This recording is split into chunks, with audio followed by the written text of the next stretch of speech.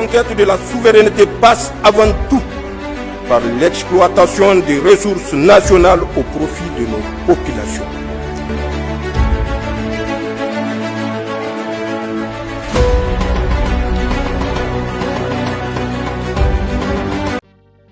C'est à la tête d'une importante délégation que le Premier ministre, ministre de l'économie et des finances, est arrivé à Kigali le dimanche 23 juillet au soir. Ali Mohamed Laminzane est accueilli par le conseiller principal du président de la République du Rwanda et le ministre des Mines du pays hôte. La délégation nigérienne prend part au sommet sur l'innovation dans le secteur de l'énergie nucléaire pour l'Afrique. Délégation composée également du commissaire Colonel Abarchi Ousmane, ministre des Mines Abdelrazak Abdou Moumouni, conseiller spécial énergie du président de la République, chef de l'État, Amadou Abdou Kounou, conseiller spécial, chef du département pétrole et énergie du Premier ministre, Mayaki Sala, directeur général de l'autorité de régulation du secteur nucléaire, et Nafoga Bouhari, chef division suivi et évaluation de la mise en œuvre du programme électronucléaire à la haute autorité nigérienne à l'énergie atomique ANEA. La question du nucléaire au cœur de ce sommet sur un continent où 600 millions de personnes n'ont pas accès à l'électricité. L'énergie nucléaire à bas carbone et à un coût compétitif est une option fiable. Ce sommet regroupe des décideurs politiques, des industriels et des experts pour échanger sur le thème le potentiel des petits modulaires et micro-réacteurs pour accélérer la transition énergétique de l'Afrique, le rôle de l'innovation nucléaire et le succès des infrastructures du financement permettra de développer des technologies autour de cette énergie qui est désormais reconnue comme une solution durable. Le sommet sur l'innovation de l'énergie nucléaire pour l'Afrique NESA 2005 a donc été ouvert le lundi matin à Kigali sous la présidence du Premier ministre rwandais. Un sommet qui regroupe des sommités, des décideurs, des investisseurs, des industriels, des experts et autres éminences pour réfléchir, échanger et développer sur la question de l'énergie nucléaire sur le continent. D'où l'importance de travailler ensemble, de développer le partenariat et la collaboration entre Africains d'abord et avec les autres du monde pour faire du nucléaire une source sûre, fiable et sécurisée de l'énergie. La Tanzanie, selon son vice-premier ministre, ministre de l'énergie, s'intéresse à cette question et s'ouvre à tout partenariat pour développer et produire de l'énergie nucléaire pour un futur énergétique propre et viable. Le Niger vient de nationaliser l'une des mines d'uranium les plus importantes du pays et même du monde et dispose d'importantes réserves mondiales. Cette tribune de Kigali est une opportunité continentale et mondiale pour affirmer la reprise en main du secteur, mais aussi exposer ses capacités en matière nucléaire, qu'il s'agisse de la production ou de la transformation en énergie électrique. C'est un honneur pour le Niger d'être invité et représenté à ce sommet sur l'innovation dans le secteur de l'énergie nucléaire en Afrique. Au nom de son Excellence, le président de la République du Niger, chef de l'État, le général Abdrahmane Tchani, je voudrais vous adresser nos plus vifs remerciements. Lorsque, à Lomé, mon frère le Premier ministre m'a parlé de cette rencontre, il y avait 3 raisons qui pouvaient justifier que nous répondions. La première, c'était un Burkinabé. Burkinabé, vous savez, le Niger, le Mali et le Burkina ont créé la Confédération des États du Sahel. Ça a été un honneur pour nous de savoir que notre compatriote est appelé par le Rwanda, un pays qui travaille pour l'Afrique. Et donc, première raison. La deuxième raison, on parle de l'uranium, l'énergie nucléaire. Le Niger est ce pays qui recèle la mine la plus importante du continent et la deuxième au monde. Donc on ne pouvait pas être absent de ce grand rendez-vous pour discuter et savoir comment est-ce qu'on peut, sous le couvert de la solidarité, partager. La troisième raison, l'événement se passe au Rwanda. Le Rwanda est un pays qui prêche par l'exemple. La gouvernance, l'ordre, la discipline et le panafricanisme. Donc tout cela réuni, nous avons sollicité l'autorisation du général Tchani pour venir, et par la grâce de Dieu, nous sommes là ce matin. Le Niger, c'est un territoire vaste, c'est 1 267 000 km². Si on veut faire de l'énergie solaire,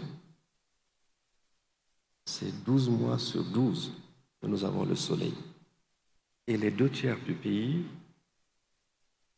c'est le désert. On peut rentabiliser. Il y a le vent. Le Niger produit également du pétrole, du gaz.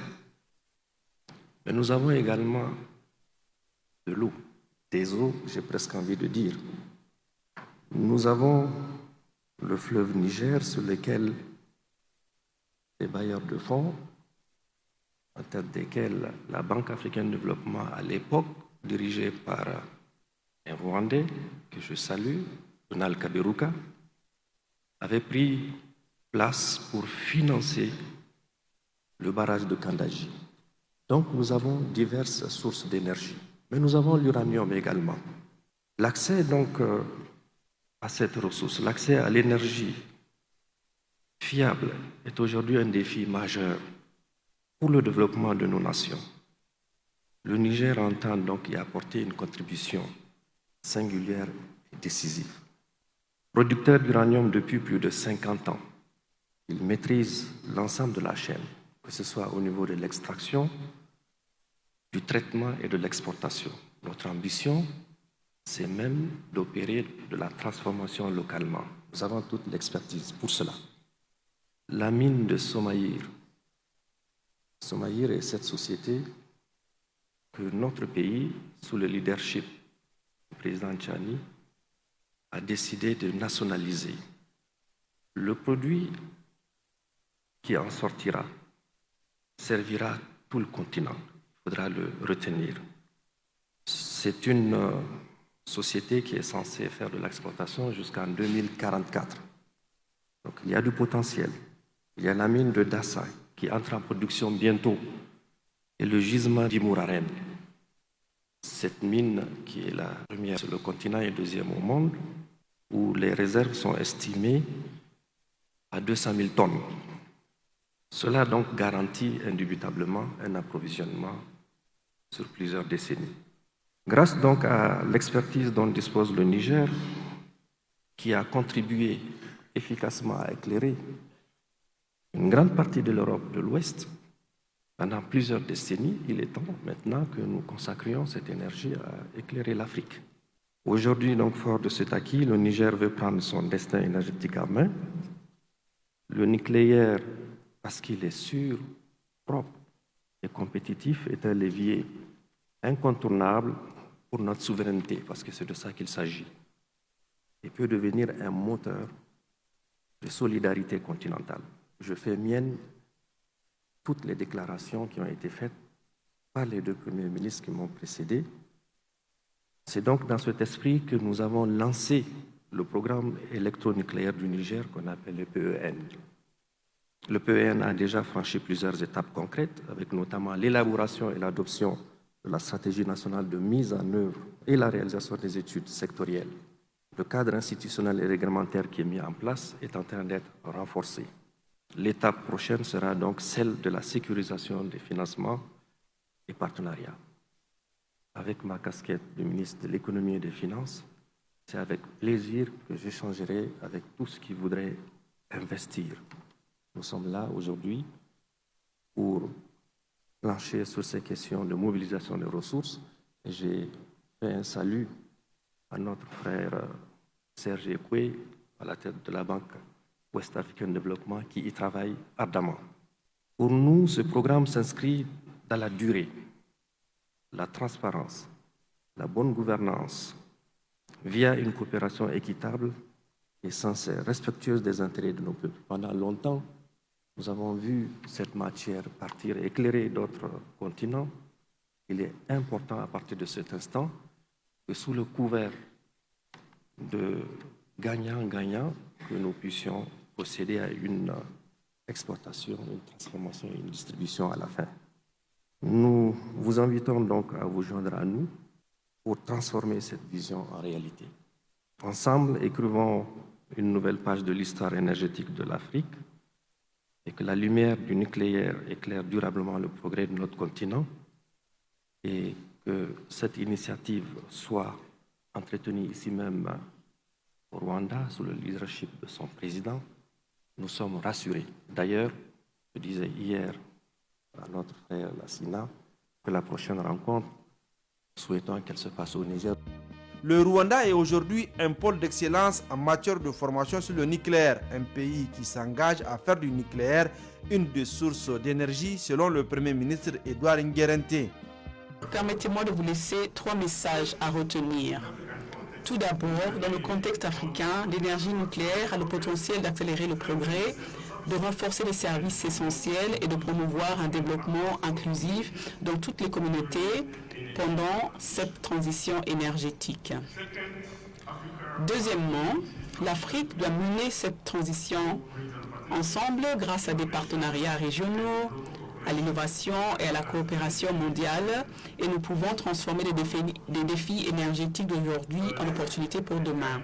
Troisièmement, c'est maintenant qu'il faut agir. Le changement climatique est réel et notre population augmente. Nous devons diversifier notre mix énergétique et le nucléaire fait partie de cette solution.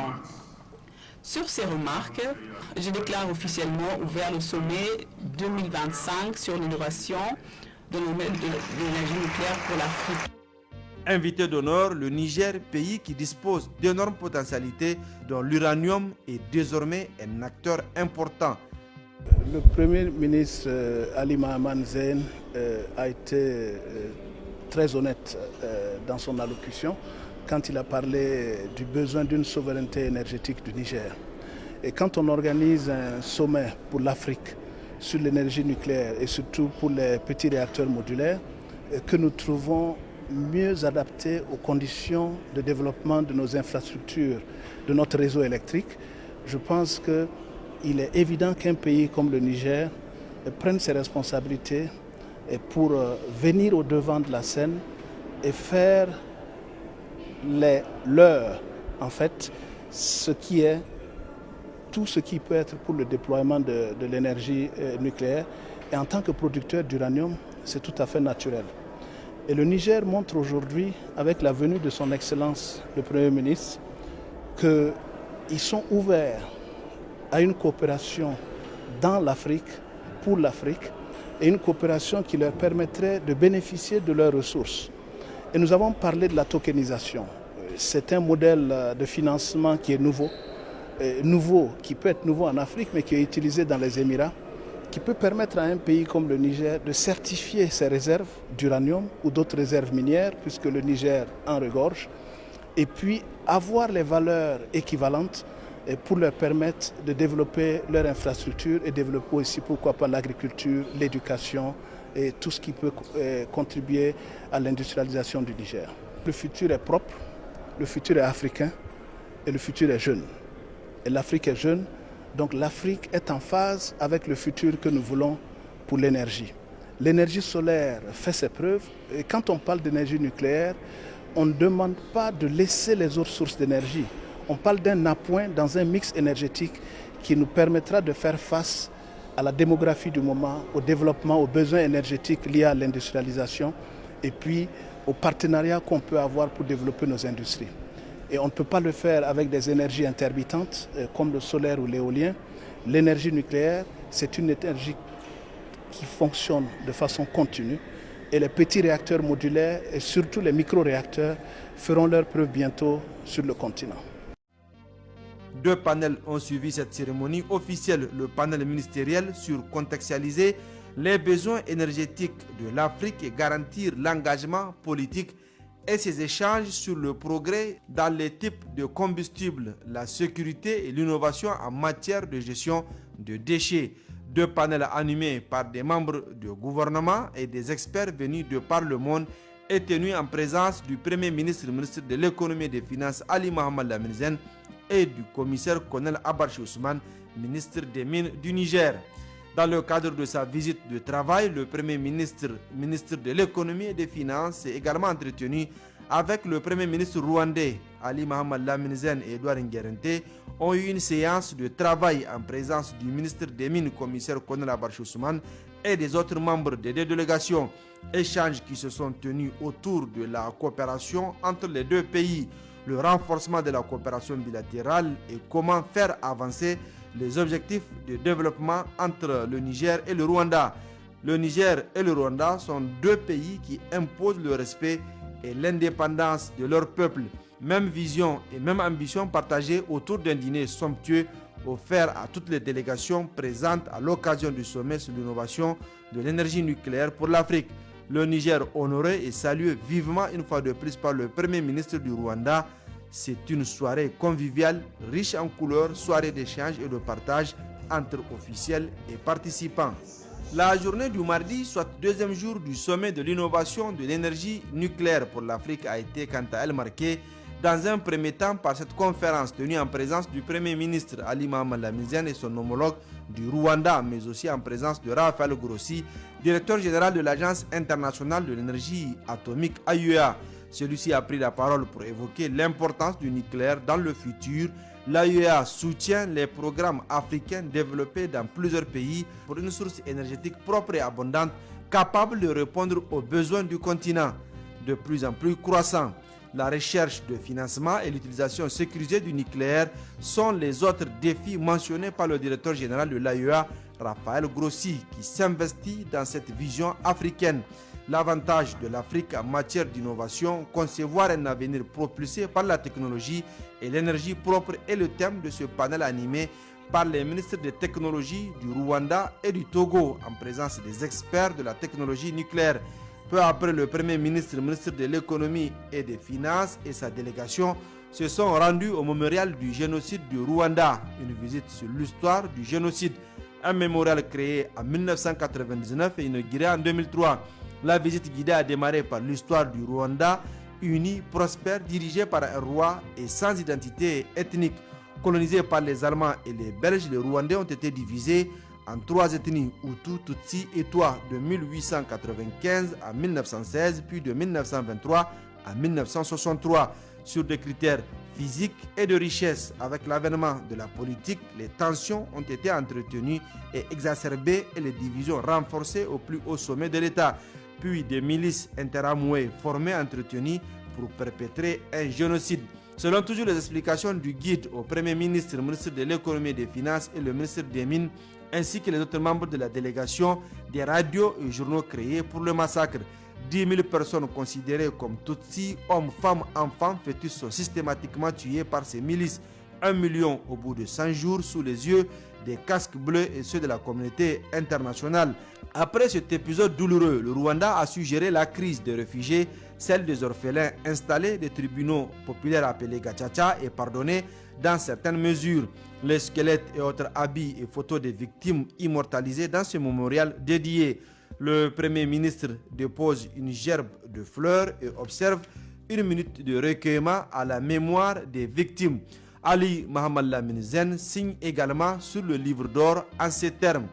Ce jour 1er juillet 2025, à l'occasion d'une rencontre institutionnelle organisée à Kigali, représentant mon pays, le Niger, je n'ai pas pu résister au devoir de me rendre dans ces lieux où il m'est donné de constater le drame qu'a connu le peuple rwandais.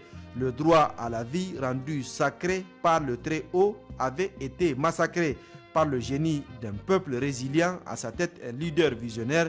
Il est possible aujourd'hui de constater qu'il est clairement faisable de tourner le dos à la barbarie. Le président Paul Kagame et son peuple méritent le respect, l'espoir qu'il prône bien inspiré et la considération de tous les Africains et au-delà de toute l'humanité. Que l'âme des disparus repose en paix. Ali Mohamed Laminzen, Premier ministre, ministre de l'économie et des finances du Niger. Gassabo Gold Raffinerie est le prochain site visité par la délégation du Premier ministre. Ici, Ali Mohamed Laminzen, ministre de l'économie et des finances, est venu observer la chaîne de traitement et de production de l'or raffiné. Tous les procédés ont été expliqués à la délégation composée également du ministre des Mines, commissaire colonel Abarchi Ousmane. L'or raffiné fondu a été présenté, de même que celui qui est composé de métaux connexes, comme l'argent, des métaux précieux traités avec des composants chimiques nécessaires pour purifier l'or et tirer profit des autres métaux connexes, y compris le fer, entre autres. Le processus de raffinage, le magasin de stockage, la salle de traitement d'or et celle de l'isolement de l'argent ont été largement expliqués au Premier ministre et sa délégation. Visite importante pour le Niger, un pays disposant d'importants gisements d'or. Le Premier ministre, toujours dans le cadre de sa visite de travail à Kigali, a été reçu par le président rwandais Paul Kagame. Échanges fructueux autour de la coopération bilatérale, échanges cordiaux entre deux personnalités au nom des pays qui imposent le respect, la dignité, la souveraineté et la croissance économique. Le Premier ministre Ali Mohamed Lamine et le président Paul Kagame ont échangé des cadeaux, preuve de bonnes et fraternelles relations entre le Niger et le Rwanda. Le Premier ministre quitte Kigali après une visite de travail caractérisée aussi par des échanges avec de hautes personnalités, un partenariat fructueux dans le cadre de la promotion de l'énergie nucléaire propre en Afrique pour accompagner et renforcer son développement. La conquête de la souveraineté passe avant tout par l'exploitation des ressources nationales au profit de nos populations.